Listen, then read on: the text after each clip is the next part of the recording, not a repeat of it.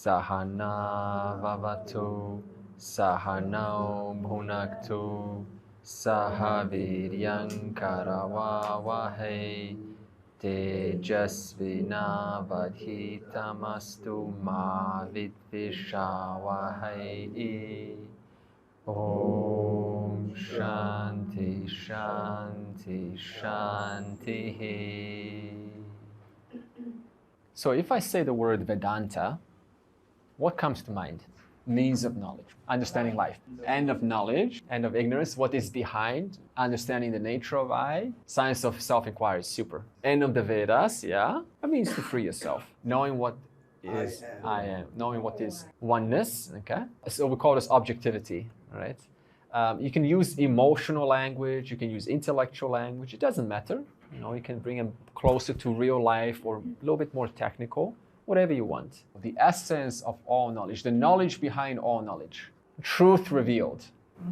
But I would say that here, but very often in other circumstances I would never say. Exactly. Now it's a philosophical matter. What is the truth? How do you know what the truth is? Why do you think that is the one with so many? Yeah, you see, this is very clever. So how would you say what is Vedanta to a normal person? We had some, like, what, life? I would just say it's an Eastern philosophy and end of conversation. So see, the point is not to get a perfect answer. The point is to show how what you, right, who you are, your personality is going to give a different answer, which is fine. I'm not looking for the right answer, by the way, but Vedanta, right? It's two words, right? Veda and Anta, okay? And so when you combine them, you get Vedanta. So see, now what does Anta mean? It means the end. So it's the culmination of the Veda. It's what the Vedas, the book, the Vedas, the four Vedas, what's the essence of what they are communicating? What is the bottom root of what they wish to deliver? What is the culmination of all of their knowledge? And therefore, this Anta is what it wants to show. It's the culmination of the Vedas. Now the question is, what is the Vedas, right? It's they are, the source of knowledge, and the Vedas has two sections. Okay, so the first section, first of all, why would you have two sections of a book? Like, do you have in physics part 1 and then part 2? Right? Like, book 1 of physics and book 2 of physics. Book 1 of mathematics and book 2 of mathematics. Do you kind of have this? Or it's more kind of like just, here's a curriculum, there's a nice build-up. But when it comes to Vedanta, when it comes to the Veda, the second section has almost like an entirely different nature of investigation than the first section. So the question is, what is the first section of Veda about? Okay, so it talks about the pursuit of what we all want. So if I ask you, what do you want? And then what does an ordinary person say? Yeah, happiness, right? Material possessions, right? This is all fine. And Veda has no problem with this at all.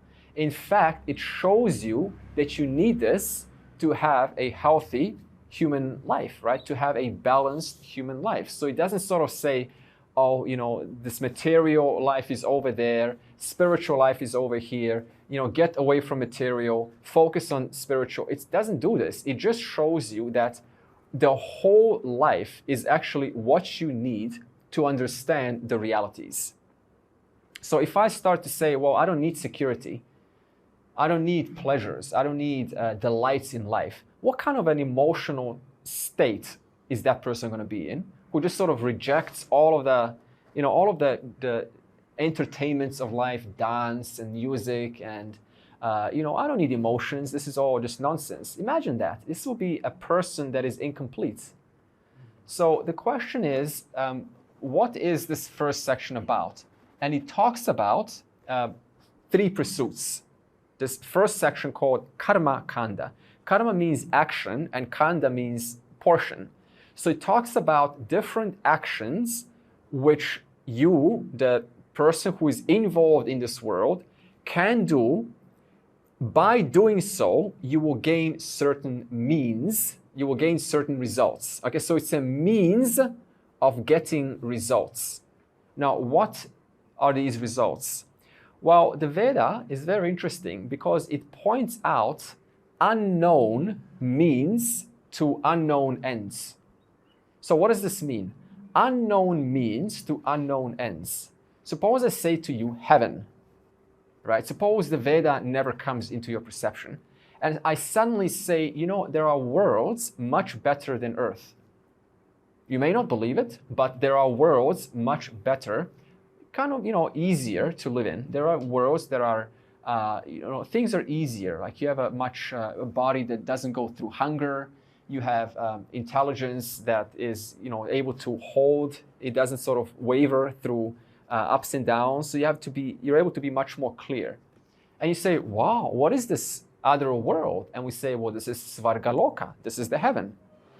And it says, well, if you want heaven, then here's the means by which to gain that. And so what are these means? And so it gives you rituals that you cannot find any other way than through the Vedas. And the idea is by using these rituals, you're able to gain these means, these ends, which the Veda talks about. The Veda also points out unknown means to known ends. Okay? Unknown means to known ends. So for example, suppose you want to be a millionaire. The question is, why do I need a Veda, right? I can find, you know, how to make money. I don't need the Vedas to make money or to be happy or to, you know, be successful or prosperous in life. So the question is, what value does Veda have for the person who has needs of the world? What value does it have outside things that you can find anywhere else in a self-help section of any library? Okay? It has a certain value, and it shows you unknown means to known ends. So this means it's going to show you some prayers that by doing these prayers, you're able to get what you want in this world, like a relationship. You know, they have, if you want a successful child before copulation, instead of just kind of, you know, impulsively doing the whole thing, there's a certain ritual that is done by the help of the Veda that ensures that I have a successful putra, right? That my son is bright, that my son is, because you're introducing a brand new jiva in this world. You're going to bring a stranger who could be anyone. This is a huge thing. You don't know if this person is going to be a criminal, is going to give you a burden onto your life. What you want is you want this person, this little thing, to be you know, to nourish, to embellish your life as a parent, as a mom and dad. You want this little being to be someone that is successful and prosperous and someone that you're proud of to have brought into this world. And now I'm bringing this kid and I don't know who they are. So the Veda shows you a means, an unknown means, which you could never think of by yourself, because the only thing you can think by yourself is what? I'm just going to buy a nice crib, a nice cot, decorate my room. That's as far as we can go. But the Veda shows you a ritual or a prayer through which doing so increases the chance of, upon this conception, of the jiva coming out in a pleasant, in a pleasant jiva, a jiva that is bright, a jiva that is intelligent. So this is another thing for the Veda that it has a value for. Now I know, see, in the Western world, right, we will say, oh, how do I prove this, right? First thing, the moment we don't see it, how do I prove this? The only way you can prove the Veda is by trying the Veda. That's the only way you become the proof of the Veda. Okay?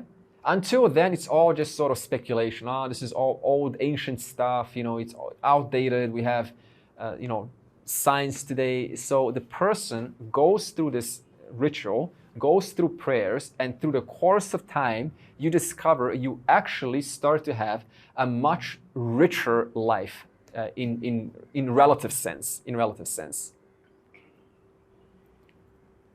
The second question is, what else does the Veda have for you which you can only find in the Veda and not elsewhere. So look at this. Suppose you want to make $1 million. And you say, oh, that's easy. I can just send spam emails. I can, send some fake phone calls and make money easy. This happens all the time, right? I see in Australia constantly. I type in scams. People are getting scammed left and right. The IRS, the tax agents pretending to be, you've got some, unclaimed funds. Call this number, and then they get your details, and before you know it, they empty out your bank account. It happens all the time. Yeah. The question is, why does this happen, right? Knowing, even if I can, does it mean that I should? Even if I can scam someone or make quick money, does it mean that I should? So the Veda comes in and points out, it says, even though initially it doesn't seem like there's any loss whatsoever, over the course of time, this adds up into a psychological burden onto yourself, none other than yourself. It shows you that by engaging in means for making money or going about in this world through cheating, through lying, through shortcuts, through doing mischievous things, it shows you there is a cost. And this cost, for whom is it in it for that this cost is not there? It's in it for me. Because if I go and do something fishy, then what happens is it affects your self-esteem. It affects your ways of how you think about yourself. And you start to get suspicious about people. Because if I can cheat and get away with it, then that means anyone else can also. Therefore, if I can get away with it, others can also get away with it. So then why should I trust you? And therefore, the person then has trust issues with the society, with whomever it is. And then they say, you see, the world is unfair. Self-fulfilling prophecy. And then this unfairness adds onto one's orientation, and the person now becomes highly complex in their thinking, all starting from the premise that the world is unfair, which has been sourced in the fact that I'm not keeping with the laws, with this infallible order, cheating or going against which produces results onto myself, either immediate or in the future. Immediate means drshta, future means adrshta, produces results in such a way that it becomes a burden onto the individual. It takes away peace. It takes away your sense of trust in people, trust with teachers, trust with yourself, trust with God. Because if God is the creator, and I cannot trust you, and God created all of this, then how can I trust God? Okay? The whole thing becomes a superimposition. Superimpose my own stuff onto you, and then you don't kind of, get along with me because there's a conflict. I have an agenda, and therefore you also probably have an agenda. And therefore you have these two people who are thinking, what can I gain out of this? What can I extract for my own ends out of this situation? And therefore I cannot be with you because my own narratives are operating and stating that this world is an unfair place, and to get my way into this world, I need to find a loophole and get my way slowly or get my way silently. And this doesn't work. The Veda shows you that by doing so, you not only gain guilt, guilt. And what happens is, I tell you, the intellect is so smart that it goes, there is guilt. So let me do this second time. And then there's guilt again. And so what does the intellect do now? It says, it's okay. What I'm going to do is I'm just going to, put this down, distract myself. I'm going to find an ingenious way to distract myself. And then I'm going to tell myself a story why this person deserves it, or why the situation is deserving of having received this kind of treatment from me. So this is a twofold thing that the intellect likes to do. One, it finds a way not to feel that natural program called dharma, that natural program which brings you that guilt, that shame, that embarrassment for having gone against what I know is to be wrong. Inherently, we know it's wrong. And yet, this program, with its melodious tunes, sings forth, and because it's felt, to put aside my own sort of, before I move on, let me ask you this. Why do you think that the person, knowing what is right, why do you think they go against that in the first place? Why do you think, I know this is to be right, but I'm going to go against it anyway? Why do you think this happens? I think they were hurt one time of their life. They were hurt. They were hurt in one time of their life? So they're damaged persons. Yeah. Somehow. Okay. There's the notion to bypass the system. Bypass the system? Yeah, the inbuilt rules, but maybe the mind tricks you a little bit. Yeah, but the question is, how does it trick? What specifically happens for the mind to trick? Egoism. Ignorant. Egoism. Egoism. Okay, but what is egoism? That's right. That he only thinks of himself. Yeah, you think of yourself, okay? Which is interesting. What the Veda says, something about that you think about yourself anyway. Whether you do something good for someone or something that's cheating, it's still done for yourself only. There's a verse from the Brihadaranyaka Upanishad. It says, Atmanastu kamaya sarvam priyam bhavati. So what this means is that everything that you do is not for someone else's sake. It is in the interest of yourself. This is the truth. I marry not for the sake of making the other person happy. I get in a relationship because they please me in the presence of being with them. In the presence of them, they please me. We don't make children to give two jivas a life. Yeah, I'm just going to give two people a life. Why do we have children? What do you think when you have children? What goes in your mind? This is going to make my life, it's going to enrich our life. We're going to direct our duty to something higher than just sort of, traveling. Okay? Security. Sorry? Security. So, yeah, of course, security. This is another thing. I want security for myself, and in the presence of children, they're going to give me that security. So now the question is, does this mean that everyone is selfish? No. No. So look at this. Even though you always do things for yourself, for your own self-interest, right now, are you listening because, are you showing up just to give Andre one more student? Huh? No. Or why are you here? To help yourself. Pleases you to listen to someone, and therefore you will listen to them. But does this now mean that everyone is selfish? No. So then how do we resolve this? If everything is done for your own self-interest, and then the follow-up question is, does this mean that everyone is selfish? And the answer is no, then how do you resolve this? You have to ask the question, to what extent do things please me? What has to be done for things to please me? To that extent, to that degree, shows how mature you are.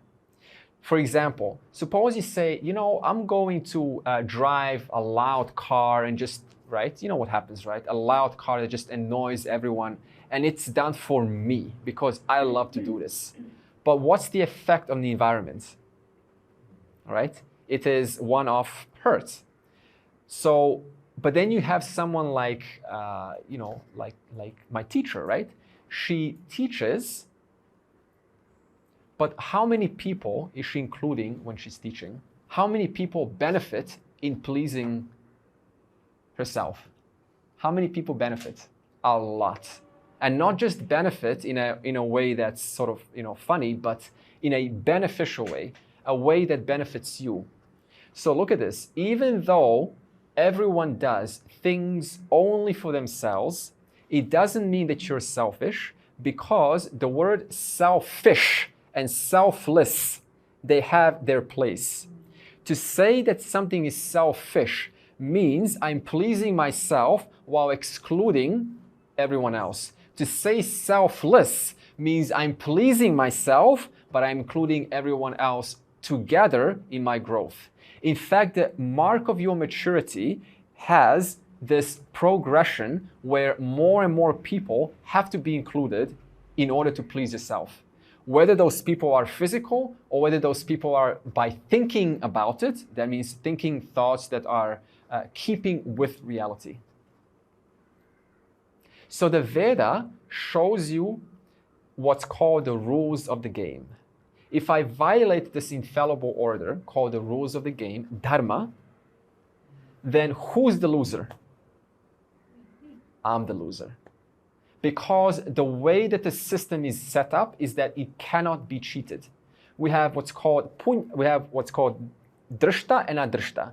Drishta means I get immediate feedback, and that is in the form of discomfort, conflict. If I'm not keeping with the reality, this is the feedback.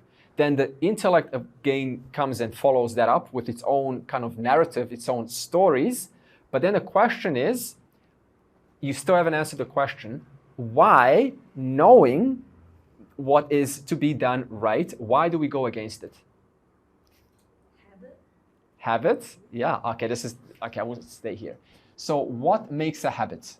How is a habit developed? Imprinting?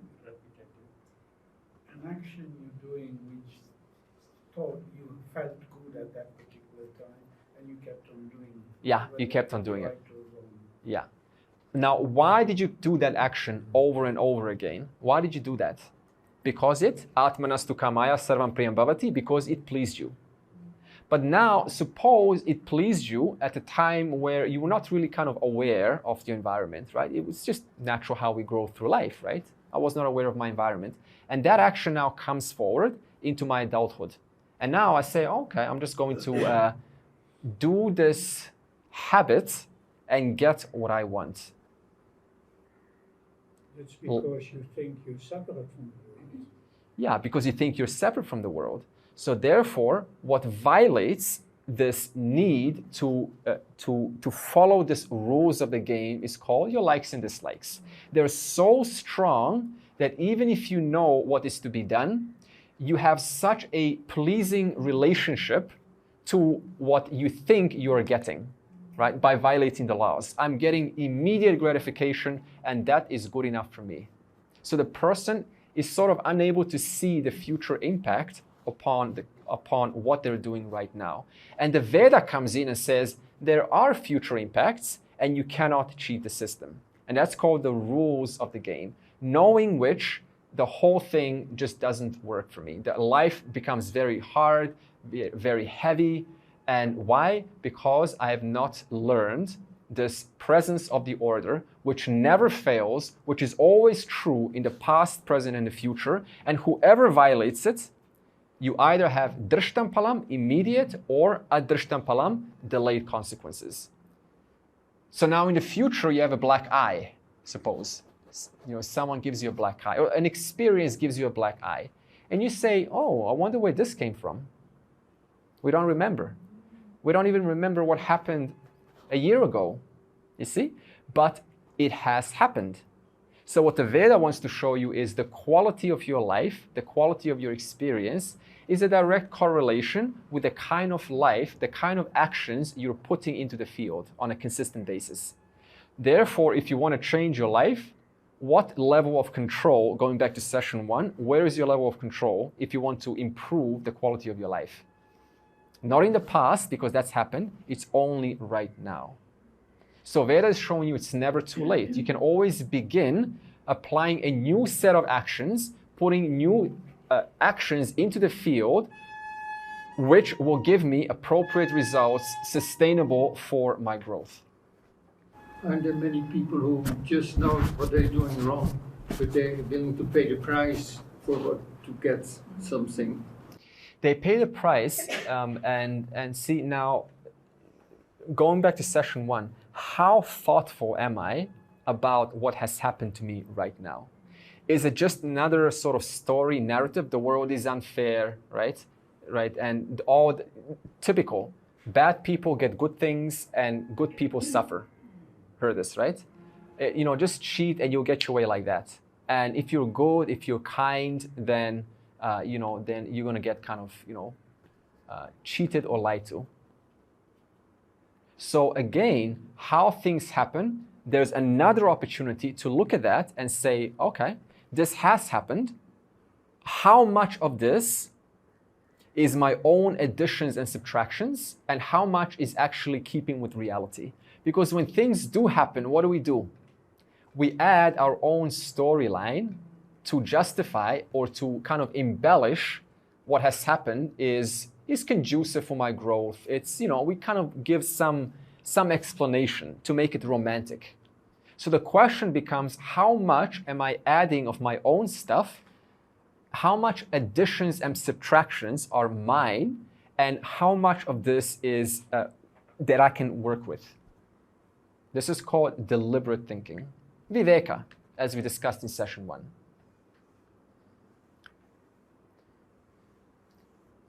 The Veda also wants to show you that what about karma? So we talked about security. Sokyum said artha, security.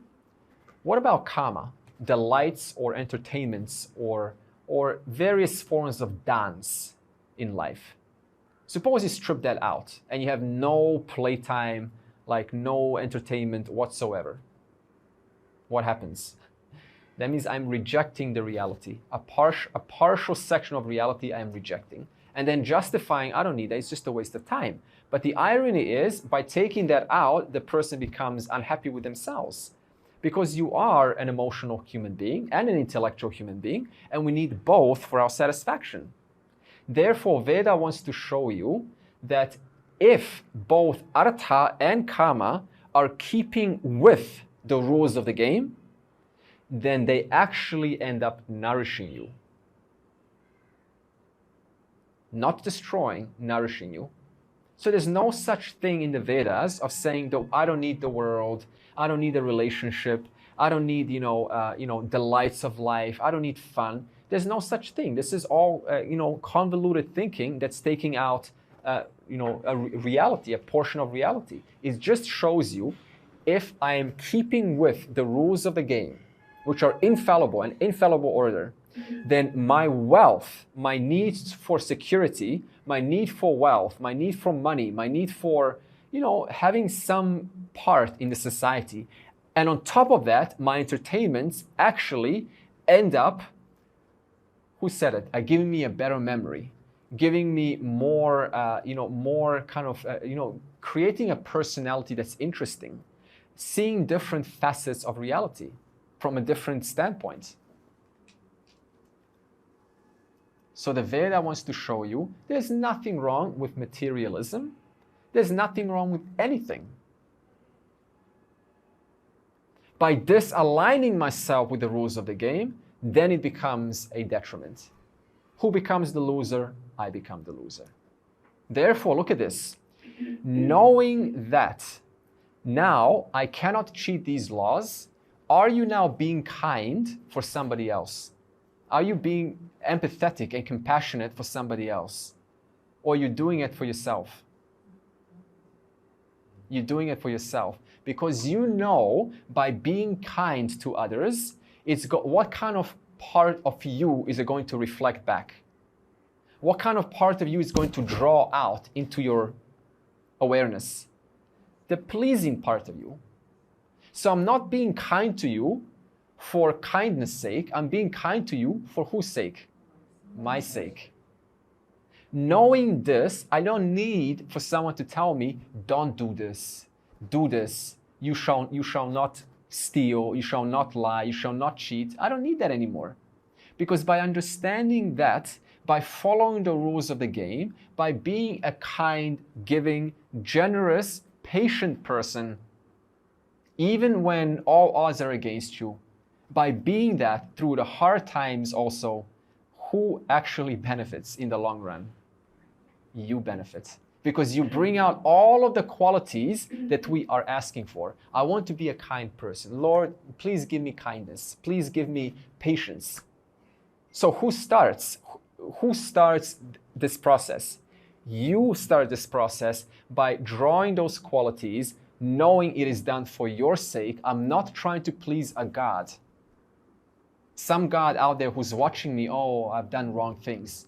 No, you're pleasing yourself. And this is the fact of life. If you understand this, the whole relationship to life changes. Now there's no more guilt. I don't have to feel guilty. Oh, I'm doing this for myself. You know, it's an agenda.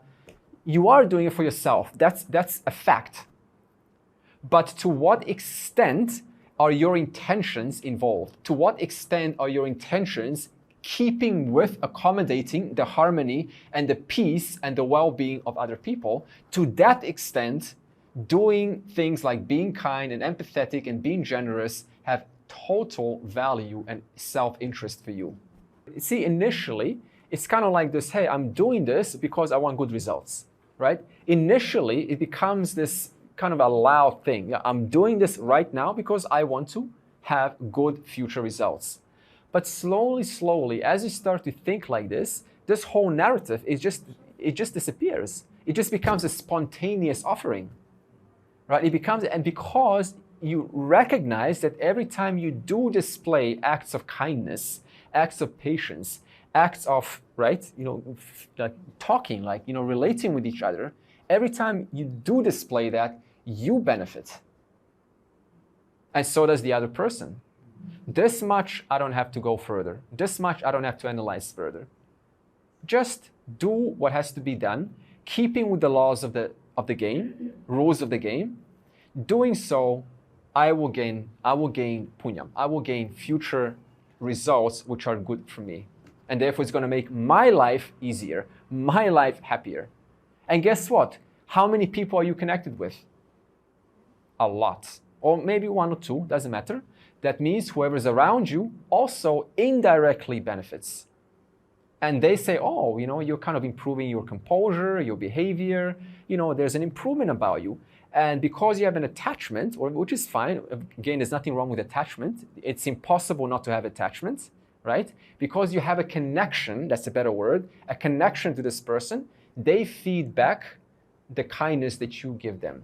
And therefore, it becomes a loop of self-reinforcement. But who has to start? You have to start. So it is like a cause and effects. Yeah. So you planted good seed, then good fruits will come. If you planted bad seeds, then may not get the fruits. This is the order, the cause and effects. And the question is, what kind of seeds am I planting right now? What's the intention inside that seed? Is the intention just to get for myself at the expense of you? Or the intention is to create a space where both parties can have some benefit? Some benefit that helps each side. It helps in some way. A cause-effect relationship. For every cause, right? For every effect that I receive in my life, for every effect that I receive, like, hey, you are showing kindness to me. Why? Because I'm showing kindness to you. For whose interest? For my interest. And therefore, that your response becomes an effect. And what does that say about my own causes? They are keeping with the rules of the game. Therefore, the feedback of how people have their relationship with you is a direct or indirect feedback. What kind of seeds are you planting into the field? So therefore, we are working with the rules of the game rather than outside them, because you have no choice. We didn't design the universe. We didn't set up the rules of the game. We didn't choose what's that I'm going to feel guilty. Look at this. When a person lies or cheats, do you, after that moment, say, right now I'm going to feel a high temperature in my body. I'm going to feel red in my face. Or it happens by its own. It happens on its own. That means the law is there whether I like it or not. It's just like gravity. The gravity is there irrespective of my belief. It doesn't care whether I believe it or not. But if I fall off, so in whose interest is it to know about gravity? In my interest. If I don't know about it, then I get hurt. If I don't know about the rules of the game, then no matter what happens, it simply doesn't, there's a friction. It doesn't quite work. So it's in your interest to constantly analyze how much of these seeds are, what's the intention behind the seeds that I'm planting into this world. And the beauty of this is the world constantly gives you feedback. And then you know, here's where I'm going right, and here's what needs to be improved. This is why feedback is wonderful. Otherwise, there's no way we can know about ourselves sometimes, because there's a blind spot. We don't know our own blind spots. So, security, artha, kama, and dharma is rules of the game. This is the first section of the Vedas, called the karma kanda. This is what he wants to point out. If I go against the rules, then I become the loser, nobody else. Now, the second section, so my initial question was like this. In physics or mathematics, do you have like book 1 and book 2? You know, like, but the Vedas has book 1 and book 2, or section 1 and section 2. So the question is now, even if I align myself with the rules of the game, for whose fulfillment? For my own fulfillment, I still find a void in my life. No matter what I do, no matter how relatively aligned my life is with the rules of the game, there's something in the individual that is still causing them to not quite feel completely fulfilled with themselves and the world. Itch that every person has, right? No matter how good I am, the question comes, is this all there is to it? Just being good in life and, I'm fulfilled, but still, I want to like be closer. There's no end to it. I want to be more fulfilled. If I can be this fulfilled, that means I can definitely be more fulfilled. And so there's no ending to this. So the second section wants to bring a different pursuit, a pursuit that a person has at a certain point in their life when their life is working. Their mind is clear enough to ask a question like, what is the meaning of life? Right? Why am I here? What is my connection to myself? What is my connection to the world? What is the origins of the world? What is the origins of God? And who is God? And what is God? And where is God? The question, the nature of the question starts to change. Because the person finds no matter what they do, there is just no end to fulfillment. And so they want to know something that is slightly, not slightly, but what is beyond all of this kind of, just being a good person and aligning myself to the laws. What's the real benefit of all of this? What's the real, where is it all going? And therefore the second section comes and talks about a very different subject matter. And that is, it says, the center of your life is always I. So the entire pursuit becomes I-centered. But then the question is, if the whole pursuit and the whole life is I-centered, then what is the nature of this I? Right? What is the real nature of this I? And it turns out that the only real solution to this endless void of following the rules of the game is to understand the person who's always there is already full, is already fully filled. Rather than doing things to become fulfilled, that I already happens to be fully filled. How is this possible? I don't feel fully filled right now. And then the Veda wants to show you how is it that right now, in this moment, all of these, these desires and these fancies, they have their place, but they actually have no real connection to myself who is already full in this moment, who doesn't really need anything in this life to make me fulfilled, because I'm already full. My nature is already fullness. And so you say, wow, I really kind of want to investigate this. So you're saying that I don't need to do anything to fulfill myself? And the Veda shows you are already full. Where's the question of doing things to fill yourself up? Where's the question of, right, putting a limited action into the field and expecting a limitless result? Because every action is time-bound. For every time-bound action, you can only get a time-bound result. This is just logic. If I put 1 hour worth of action for being happy, then how much of that benefit will I gain in the future? 1 hour worth of happiness. So therefore, no amount of action, the second section wants to point out, will ever give you what you are really seeking. And that is the end of seeking, the end of pursuit for more happiness. No amount of action is going to cause me to have the end of pursuit for more happiness. Every action is only going to give me one thing, another pursuit for more happiness. And everyone notices this in life. There's just no ending to it. Therefore, the subject matter changes entirely, and it is for not a person who is disenchanted from the world. Vedanta is not for people who are sort of disinterested or critical of the world. It is for people who are in the world, right? Who are in the world. Otherwise, to be critical of the world and to try to go into this knowledge, then what happens? Then I am now park myself in a reality that is wonderful, and it gives me a perfect way out not to confront all of these issues, not to confront all of my little my little fancies, my little unaddressed notions. Okay, so the Veda, therefore,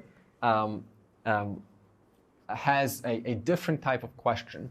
Who is this person, right, that keeps on seeking? And why is he or she constantly seeking? What is this drive to keep on seeking? And when will the seeking end? There's no end to it. And so, the Veda shows you there is a certain methodology by which you discover there's nothing really that I need for fulfillment. Because the fulfillment already comes from this moment, right here, right now. So if it comes from this moment right here and right now, then why am I not fulfilled? Is it because I'm missing the wrong action? Is it because I haven't applied the right action?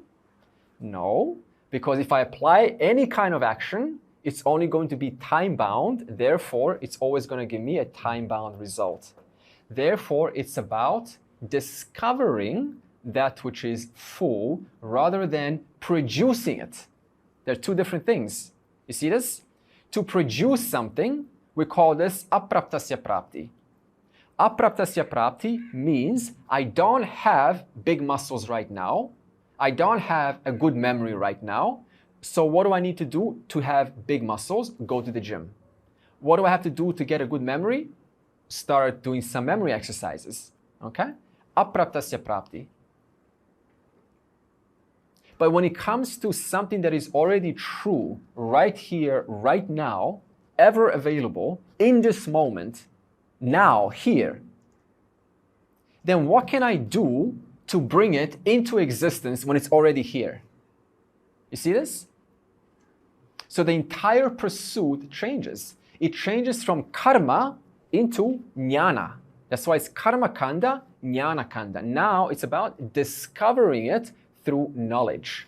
Because the thing is, this is a fact. There is something that is full in this moment that doesn't need anything. And yet, I don't feel it. Therefore, the pursuit becomes about discovering it. And therefore, this pursuit is what the text Drg Drsya Viveka wants to address. Drg means the nature of the seer, the nature of I, and Drsya means what is ever seen, what is ever witnessed, what is ever an object of my awareness. Okay? So he wants to point out the discriminative inquiry between the Drg and the Drsya. Now look at this. If it's bringing out that there is a Viveka, a discriminative inquiry between the Drg and Drsya, what does it presuppose? If an inquiry is needed between Drg, the seer, the nature of I, that one who is ever full, and Drsya, that which is coming and going in my experience. If an inquiry is required, what does that imply? There is more than the two. There is much more than meets the eye. That means there's a lack of knowledge regarding the two. Otherwise, why else would you bring out the subject matter of discriminating the two unless there is a problem, unless there is an absence of that knowledge? So just to say Drg Drsya Viveka implies there is a problem, and the problem needs to be solved. How? Through Viveka. Before I talk about Drg Drsya Viveka, I want to point out, when I say Veda, Jnana Kanda, right? So we're still in Jnana Kanda section. This section has what makes up this section, and we call Upanishads. Okay, so the Upanishads make up this section. Now the question is, what does Upanishads mean? Right? The very syllables in this word is the answer. So Upa, Ni, and Shad. Okay? Upa, Ni, and it's actually Sat, but it's Shat because of Sandhi. So if you look at this word Upa, it means near, something that is very near to you. So what is very near to you? So, for example, relative to the moon, what is nearer than the moon? Earth.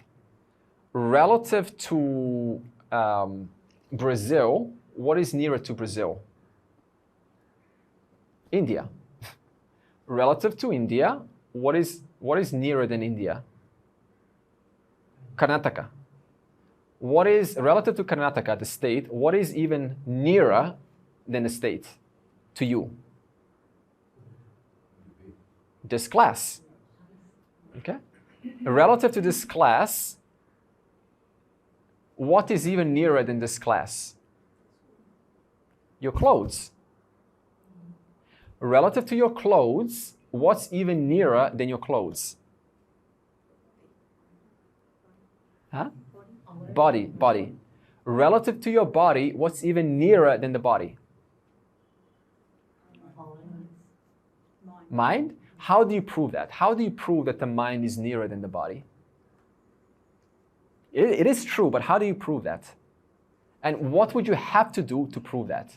Because look at this. To say that the mind is nearer than the body means that I can get rid of the body, but I cannot get rid of the mind.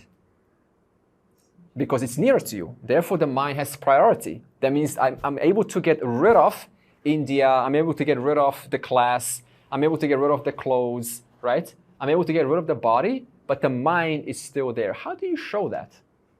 But in sleep, we still have dreams. Super. So when you're dreaming, right, where is your body? Where is the pain and hunger of your body when you're dreaming? You can be hungry, your body can be hungry all at once. In the dream, there's no connection to that body whatsoever.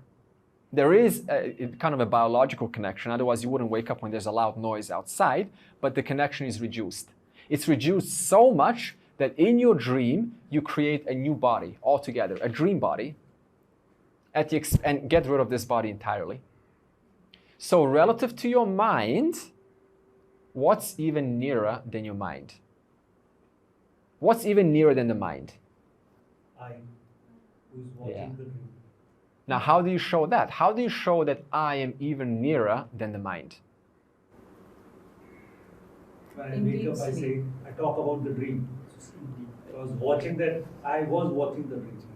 Yeah, okay, but the dream is the mind, remember? So how do I show that I'm even nearer than the mind? How do I show that Drg, the seer, is even nearer than Drsya, the mind? When you're in deep sleep. you Deep just sleep. realize- So what happens in deep sleep is you say, right now I am connected to the body, to the mind. In the dream, we say, I am connected to the mind. Notice how the body has fallen off. And after deep sleep, we say, I was connected to what? Nothing. Therefore, and why do we say nothing? What produces something? The mind. right? But I was connected to nothing. Therefore, the I is even nearer than the mind because I'm able to get rid of the mind. That means able to get rid of experience, but I cannot get rid of that one in whose presence that nothingness has taken place. So what is the nearest of the nearest which has no nearer? I am. Okay? Now, the thing is, since childhood, this I has been impregnated with hundreds of notions what this I is. This is the whole pursuit. The I is not a problem. The pursuit is discerning what are these notions that have been just impregnated or given to this I, which it cannot discern now. It cannot discern itself from these notions. Not only that, but you have different philosophies in the world, right? And they all sound really good. They all sound convincing, and they're all telling you what the I is. What's the nature of reality? And you say, well, this makes sense. Vaisheshika makes sense. Sankhya makes sense. Vishishtadvaita makes sense. Yoga makes sense. It all makes sense, right? And these are reputable, these are authoritative systems. And they're all giving me these notions about what the I is, but they all seem to be contradicting, kind of, more or less, right? Or at least I cannot quite figure out what they're saying because you need a methodology to explain. So you have these systems who are telling you who you are. On top of that, we have our childhood telling us who I am. On top of that, we have our friends and spouse and children telling us, oh, you're a bad mom. You're a good mom. Oh, I am good. How do you know? Because my son has said so. The media also adds their own notions onto I. You are a positive, bright person. Oh, who are you? I'm a positive, bright person. It sounds very romantic, right, to have that. But you're not even that. You're not even positive nor bright. Because if you were positive and bright, then you would be there all the time. So ni, the word ni is actually a shorthand for nishchayatmika.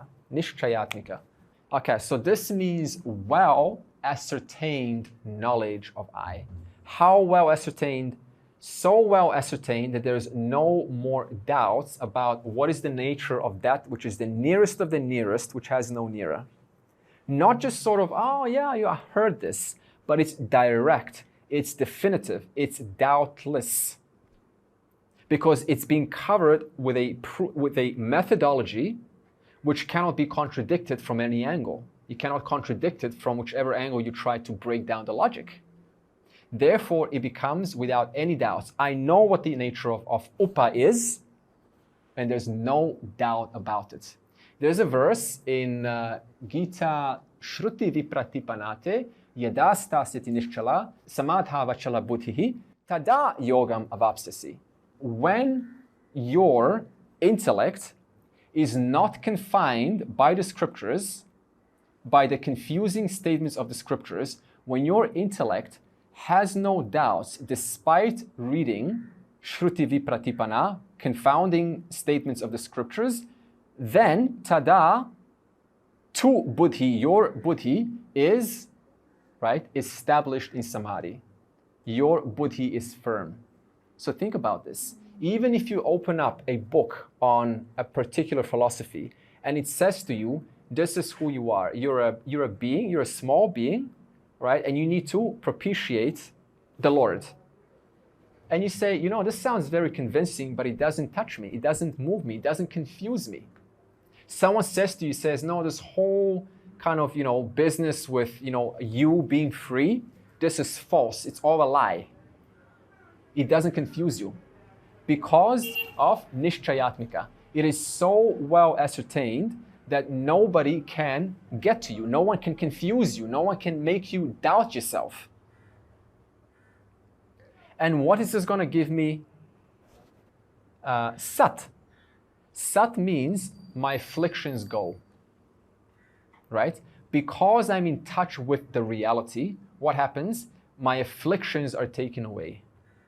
Right? The nature of I, which is full, has been worked out, has been ascertained, and doing so, what has it given me, the individual? What has it given, from this standpoint? It has given me this, this firm understanding, doubtless knowledge, and removed my afflictions for the need to have something else for my fulfillment. In fact, what's the definition of affliction? I need to have it because by having it, it's going to make me bigger, right? If I have it, it's going to make me bigger as a person, more successful, more validated, more respected, more approved, more acknowledged. And because I don't have it right now, it bothers me. And therefore, I have to get it. And that person remains in an affliction. Because when is the world ever giving you exactly what you want? You know, Dayananda said there's 4 possibilities in any moment. Either you get exactly what you want, or you get totally opposite to what you want, or you get more of what you want, or less of what you want. So look at this. Suppose I want to catch a bus to take me to work, and I'm on the other side of the road. And I cross the road, no problem. I wait for the bus, it comes at the right time, and it takes me to work, and I arrive on time. I got exactly what I wanted. Now you can also get opposite to what you wanted. This means I step onto the curb, and then I slip onto a banana peel, and I fall, and my keys kind of fall out of my pocket into the drain, and my wallet. Totally opposite to what you wanted. This is also a fact of life. I can get more of what I wanted. That means I can cross the road, and a car, a friend with a cool sports car can come over, and they're playing wonderful music, and they say, hey, come on, get in, let's go. I'll take you, where are you going? I'm going to work, come on, let's go. They open the door, and you have a fun ride. You got more than what you wanted. Or you can get less than what you wanted. I can cross the road, catch the bus can get caught up in traffic, and I still arrive at work, but not exactly on time, and I get scolded for that. So these 4 options are the possibilities constantly facing you and I. And how do we mostly operate? From, I want to get exactly what I want, or if it's more, this is wonderful, but often it's these 2. So in other words, how much of reality am I living in? Maybe 20%, maybe 40%, 50%, and the other completely dismissed. Therefore, the reality is, by constantly trying to pursue these mores and exactlies, then there's no way for happiness. Therefore, the Veda shows you that despite not getting this, it doesn't really rub off. It doesn't really touch you. It's life, right? It's life. It happens, and it's got to be dealt with, of course, but it doesn't really influence you as a person. It doesn't influence if someone says that you're a bad person, right? Or you're a good person, or you're whatever, this or that. It doesn't actually really influence you at all. And the text will show us this. How is it that you are free already, despite all of the narratives and all of the opinions that we have about I am? How is that true? Upanishad, now we know. Upa, that which is the nearest of the nearest. And what is that? I am. And how ascertained is it? It's firmly ascertained, nishchayatmika. And what will this give me? It's going to give me sat. It's going to give me the truth of the nature of reality. And what is this? And what is this going to do? It's going to remove afflictions from my experience. For how long? Permanently. That's why the second section is very different from the first. The first section removes afflictions, but only for so long, until a new kind of an affliction comes. The second section is meant for a different kind of person, the one who wants a permanent relief from these needs for more. And so I go and pursue the nature of reality, which is what the text wants to talk about. Now, the second section is Bhagavad Gita. So even though Bhagavad Gita is not a section of the Vedas, it's part of the Mahabharata, but it's taken a very prominent place in this tradition. And the reason is why, right? What is so special about the Bhagavad Gita, even though it's not part of the Vedas? And the thing is, Bhagavad Gita talks about, it mentions that you as an individual who has a need to live in this world, which consists of so many different situations. And the question is, how do I solve these situations, which are endless in number? What is the best way to solve my day-to-day situations that leads to a smooth life, to a life that qualifies my mind for the knowledge of the Upanishad? And so I want to know this. And therefore, the Yoga Shastra, this is the Gita section, the Bhagavad Gita section, that specifically is intended to help you live a life and think in such a manner that it is knowledge friendly. You have a knowledge friendly mind. So by the time knowledge comes into your life, it has context, it has meaning, it sticks, and it's relevant. It's relevant to you as, you know, as an individual who is loaded with challenges in life. Okay?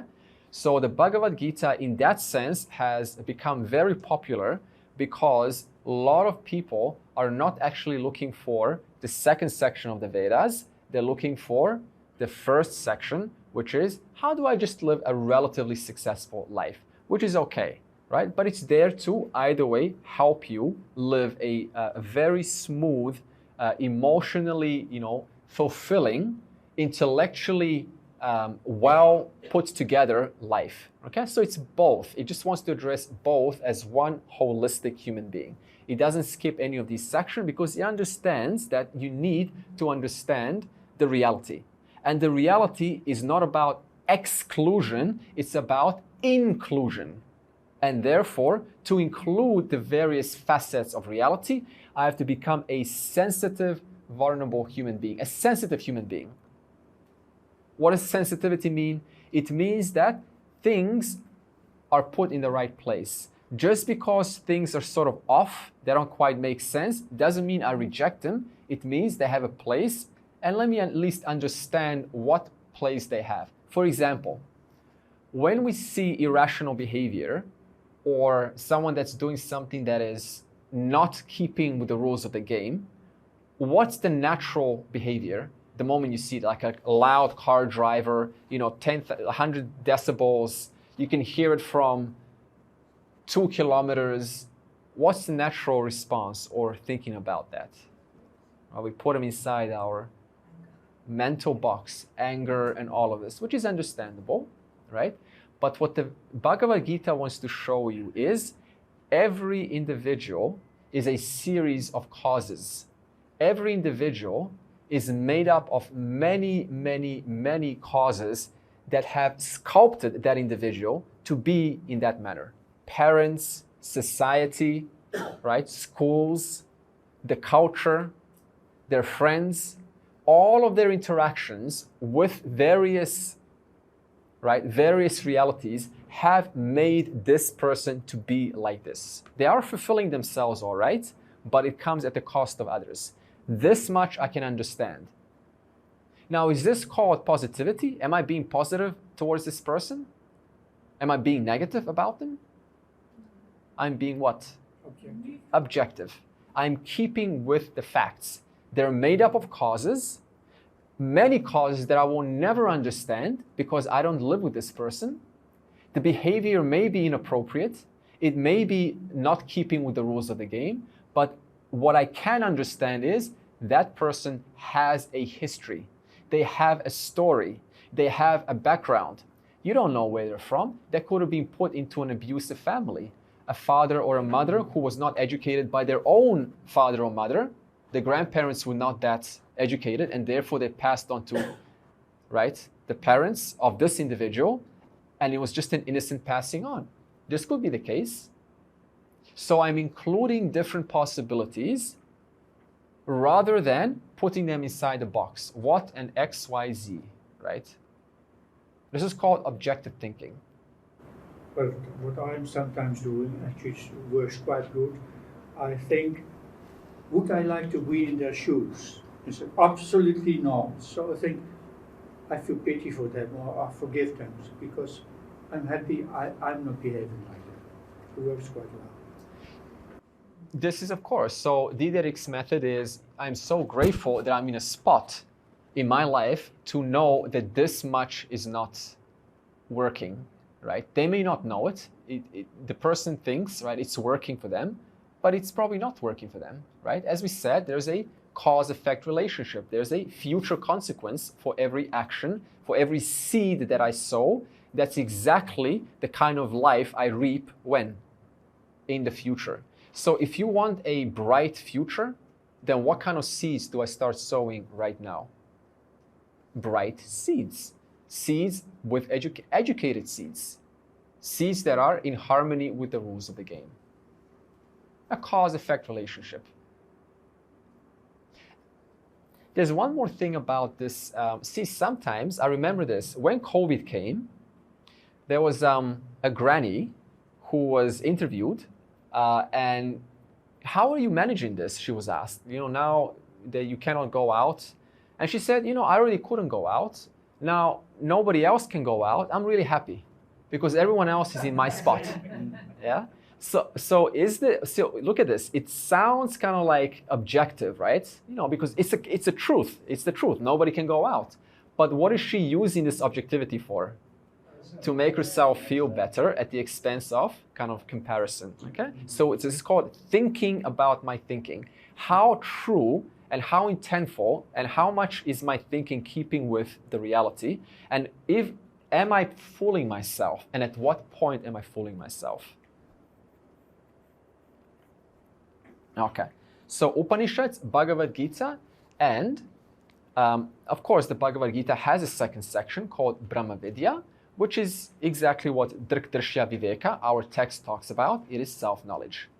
But the third text is what's called Prakarana Grantha. So look at this. Through the course of time, we had brilliant acharyas who have read the Upanishads and the Bhagavad Gita and Brahma Sutra, and they understood the vision. And they said, even the Upanishads can be difficult for some people. The Bhagavad Gita is perhaps too long for some people. So let me shorten this down into a compressed format, keeping the absolute essence of this culmination of knowledge, and let me put it into what's called Drg Drsya Viveka, or Tattva Bodha. They're same categories, by the way. You see this? Tattva Bodha is nothing but the Upanishads in a very succinct, compressed form without taking anything out. Drg Drsya Viveka is exactly like Tattva Bodha, just a different way of approaching the text using a different methodology written by a different author. Tattva Bodha was seemingly written by Adi Shankara. Drg Drsya Viveka, there is a debate whether it was Adi Shankara, which I highly doubt. There's a debate between Bharati Tirtha and Vidyaranya. Bharati Tirtha was a teacher of Vidyaranya who wrote the Panchadashi. And if you look at the comparison between Tattva Bodha and Drg Drsya Viveka, the Sanskrit is completely different, the structure, and by that we can infer that it was most likely written by the same author as who wrote the Panchadashi. So therefore, the author of Drg Drsya Viveka is Bharati Tirtha, who was a teacher of Swami Vidyaranya, who was brilliant in every way. In fact, I would say Adi Shankara and Swami Vidyaranya, they were, for me at least, they're the two top teachers in this whole tradition. Yeah, so then Adi Shankara was 8th century, right? 8th century, yeah. So a couple of hundreds of years in between. Because Vidyaranya wrote commentaries, I believe, and he mentioned Adi Shankara a lot. So obviously, he came after, right? But yeah, he was brilliant. I love Vidyaranya. So Bharati Tirtha is Vidyaranya's teacher. And he is the author of Drg Drsya Viveka, the text that we're studying. Verse 1. Okay. Rupam Drshyam Lochanam Drk. Tad Drshyam Drktu Manasam. Drshya Dhivrtayaha Sakshi Drgeva Natu Drshyate. Okay. So before we read the verse, we'll read the verse after we explain. So it's very interesting. The text is extremely rigorous and logical. Every point, it just leads you to the logic to understand the nature of that which is nearest of the nearest, which has no nearer, and is full, which happens to be you, I. So what it says is, if you take the I, like the physical I, right? The I becomes what's called the drg, the seer, right? Why is it called a seer, your I? Because it sees rupam, it sees forms. So the forms are many, right? And in reference to these forms, what sees the forms? The I, physical I, sees the forms. So no matter how much the forms change, it doesn't change the eyes. The eyes, your physical eye remains exactly the same. If you see two forms, like three forms, how many eyes do you have? One eye, right? One pair of eyes, one eye. If I show you something that is huge, like a mountain, does your physical eye become huge? No, it becomes exactly the same. Not that it becomes, it remains exactly the same as it was before it was exposed to big. So forms are many, the drishyas are many, but the drg is one. In reference to the eye, in reference to the conditions of your eyes, now when you wake up, how is your eyes? Is it clear? Is it slightly more clear than in the evening? Like you got better vision? Or suppose you've got some, yeah, exactly, the faces are going to be all mixed up, right? So suppose you got far-sightedness or nearsightedness. Does that make your mind far-sighted or nearsighted? Suppose you got blindness on one eye. Does that make half of your mind blind? No. So no matter what the conditions of the eye is, the mind, irrespective, remains unconditioned by the conditions of the state of your eyes. The eye can remain blind, clear, shiny, closed, open. In reference to the eye becomes drshya, seen by what? The mind, which becomes the drg. So the order is forms become drshya, seen by the drg, the eye. The eye becomes drshya, seen by the mind, the drg. Now look at this.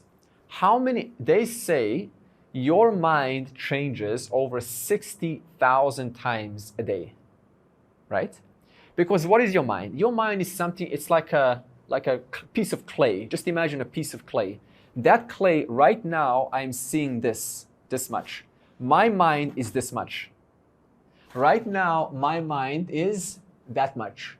You see, the mind always replicates and shapes itself according to the external environment and according to its inner desires, its inner thoughts, its inner, right, whatever is going on inside your mind. So the mind just changes according to whatever the data is being sent to it in that moment. Whether that data is from the external world or whether that data is coming from your memory. If you remember a very happy moment right now, your mind, if that memory is powerful enough, maybe there's a scent, usually they say the scent is a very powerful memory. If that scent is powerful enough, it can take your mind on a ride and your body can remain right here and your mind can be somewhere else. Now that is a condition of the mind. And then your mind returns here in the room. How many changes is that so far? 2, suppose 2 changes. And then it kind of sees maybe what, a poster, right? Now that's third condition of the eye, of the mind. And then I say, namaste. That's fourth condition of the mind. Like this, your mind goes through 60,000 changes, plus minus, per day. Why? Because you see so many objects. You hear so many sounds, so many words in different languages, from TV, from your friends, from, when you write on a piece of paper, your mind has literally changed another time, because now it's the paper, and then it looks up. Now it's the class. Now look at this. Do you experience yourself 60,000 different people per day? Do you experience you, right, your beingness, changing 60,000 times per day? Did you ever feel like this? Like you're changing like 60,000, like there's no connection to the person in the morning, and then the person who's eating downstairs, now there's no connection to them, and 5 minutes from now, there will be no connection to the mind that is receiving this data right now. Is this what you experience? Like there's no connection between these 60,000s? Or do you experience yourself changing and modifying 60,000 times a day? Absolutely not. So if this is the case, then it means that whoever is not changing 60,000 times has to be different from that which is changing 60,000 times. Therefore, the mind becomes Drsya, the seen, in reference to the Drg, I. And what is this I?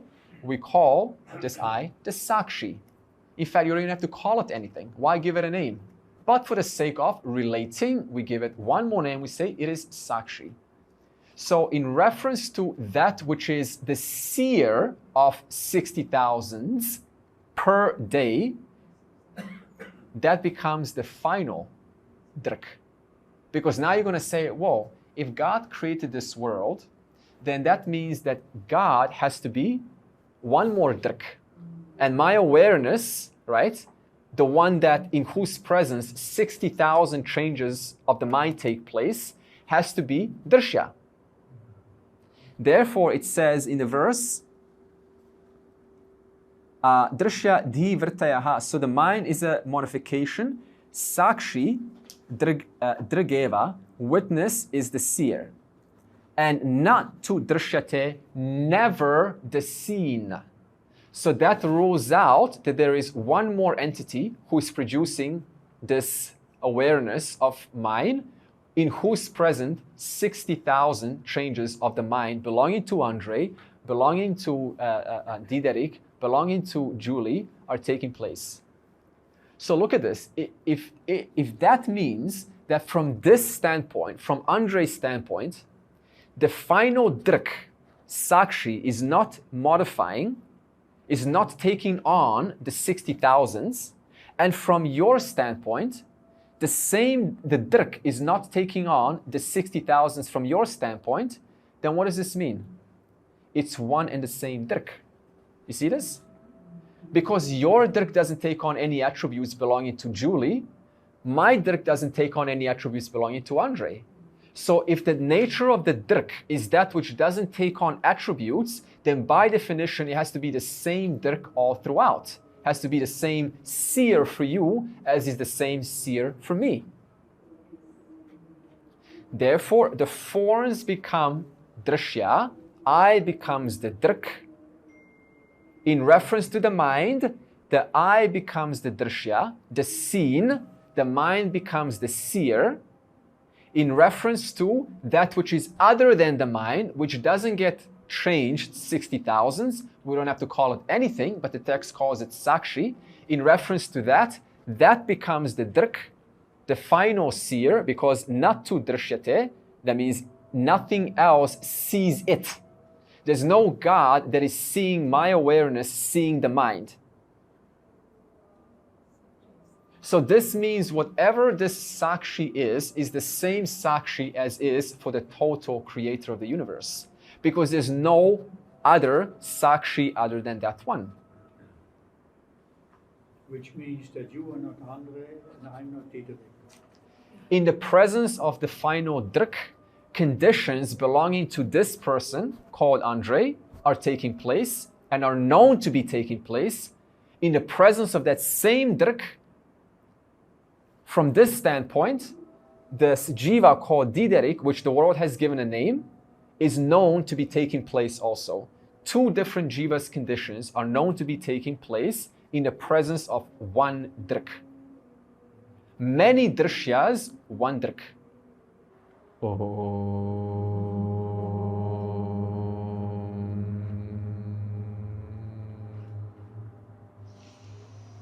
Purnamadav Purnamidam Purnat Purnamudachyate Purnasya Purnamadaya Purnameva Avashishyate. Om Shanti Shanti Shanti.